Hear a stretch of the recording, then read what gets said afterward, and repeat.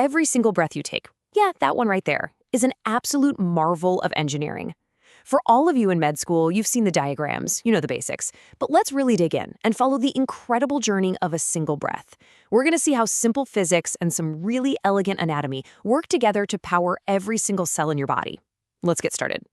It really all boils down to this one question. You know, it seems so basic, but the answer? It's this beautiful cascade of mechanical, physical, and chemical events, all perfectly timed. From the muscles pulling on your chest to the hemoglobin molecules in your blood, every single piece of the puzzle has a critical role to play.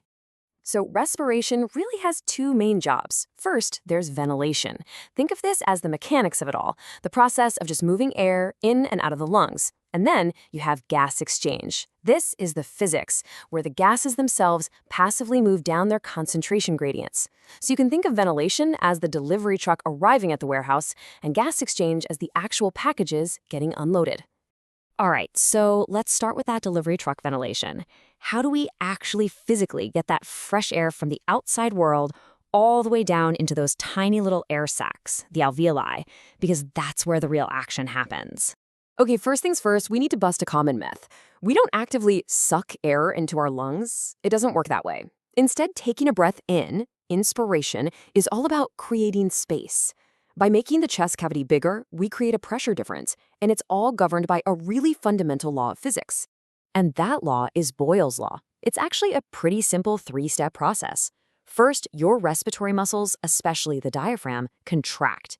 This makes your chest cavity bigger. Step 2, as that volume increases, the pressure inside your lungs drops, becoming lower than the air pressure outside your body. And finally, step 3, air just flows in.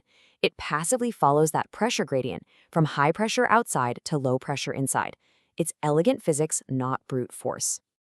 And this whole thing is a team effort. The diaphragm does the heavy lifting, flattening out to create more vertical space. Your intercostal muscles pull the rib cage up and out. But the real magic holding it all together? The pleural membranes. The best way to think about this is like two wet panes of glass. They can slide past each other, but you can't pull them apart. One pane is stuck to the lung, the other to the chest wall. So when the chest wall expands, the lung has no choice but to go with it. So you take a normal breath, right? About 500 milliliters, your tidal volume. But does all of that air get to do its job? Nope. About 150 milliliters of it just fills up the pipes, the trachea, the bronchi, where no gas exchange can happen.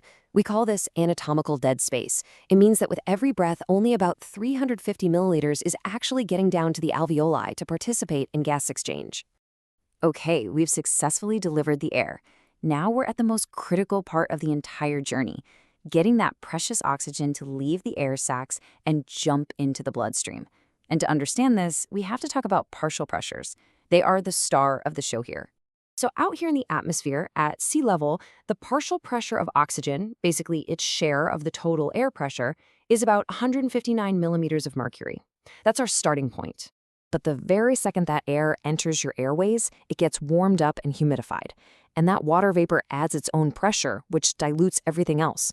So right away, the partial pressure of oxygen, or PO2, drops to about 149.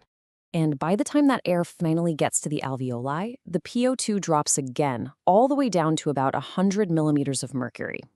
Now, why the second drop? Well, because that fresh air is constantly mixing with the old air that's already in there, air that's full of carbon dioxide coming out of the blood. So this 100 millimeters of mercury is the final pressure that's going to drive oxygen into your circulation. This table shows you exactly why it works. Look at this. The deoxygenated blood rolling up to the lungs has a PO2 of only 40.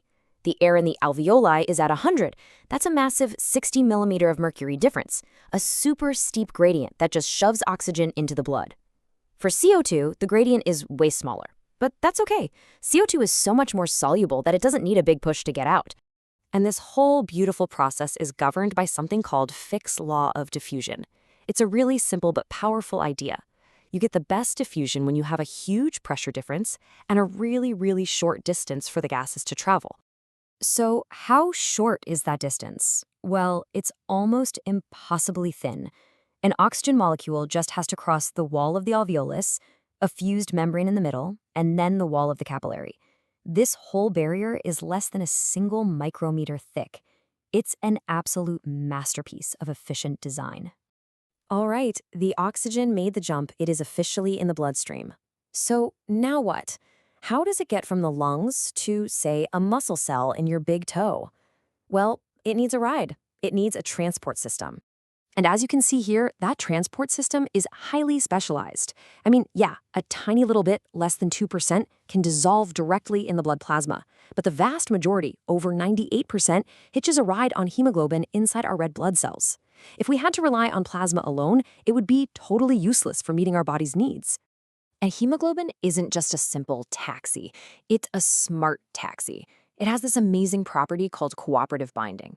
When that first oxygen molecule hops on, it actually changes the shape of the hemoglobin, making it way easier for the second, third, and fourth molecules to bind. This is what allows for a massive, rapid uptake of oxygen as blood zips through the lungs. Now, carbon dioxide, it's a bit more complicated. It has 3 different ways to travel. A little bit dissolves in plasma, and about a quarter of it binds to hemoglobin. But the vast majority, around 70%, gets converted into bicarbonate ions inside the red blood cells. That bicarbonate is then shuttled out into the plasma, which is not only the main way we transport CO2, but it's also a critical buffer for our blood pH. Okay, our oxygen-rich blood has finally reached its destination, a capillary right next to a working cell. It's time for the final handoff. And the principles here are exactly the same as in the lungs, just everything happens in reverse. Just look at these gradients. The blood arrives with a PO2 of 100, but that hardworking tissue cell has used up its oxygen, so its PO2 is less than 40. Again, a huge gradient that pulls oxygen right off the hemoglobin and into the cell. And at the same time, the cell is full of CO2 waste, so its high PCO2 pushes that carbon dioxide out of the cell and into the blood. And here's where the system is it's brilliant. As that CO2 rushes into the red blood cell and gets converted to bicarbonate, that bicarbonate is immediately swapped for chloride ion. We call this the chloride shift. But here's the kicker. The byproducts of that CO2 conversion, specifically hydrogen ions, actually help push oxygen off of hemoglobin. So the presence of the waste product actively helps deliver the vital cargo. It's so efficient. This entire beautiful journey depends on billions of tiny airways staying open. And this is where the physics becomes incredibly important in the clinic. There's a law, Poiseuille's law, that tells us that resistance to airflow is inversely proportional to the radius to the 4th power. That means even a tiny change in how wide an airway is has an absolutely massive exponential impact on how hard it is to breathe. Which brings us to a final critical point. Because when those small airways get inflamed, swollen, and constricted, airway resistance skyrockets. The work of breathing goes up exponentially. What we've just described is the fundamental physiology behind obstructive lung diseases like asthma and COPD. Understanding the journey of a single breath is how you begin to understand the pathology of your patients.